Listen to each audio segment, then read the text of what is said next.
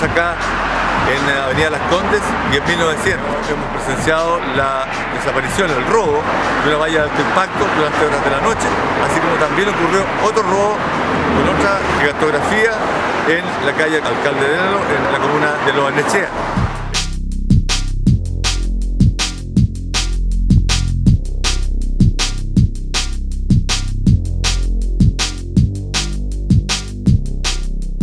Esto demuestra la desesperación de nuestros contendores políticos. Fair play por nuestra parte. Sin embargo, nuestros opositores están desesperados porque ven que nuestra candidatura ha crecido, ha tomado gran fuerza, porque la gente está por la seguridad, está por candidatos serios, responsables, pero me encuentro con que hoy día tengo que luchar contra la delincuencia política, así como en el pasado luché contra la delincuencia común como carabinero y general director. Seguiremos trabajando alegremente, invito a la ciudadanía a hacerlo sin temor, sin amedrentarse, porque estos actos de matonaje provienen de sectores que nosotros sospechamos cuáles son, que son los que se sienten amenazados por esta candidatura.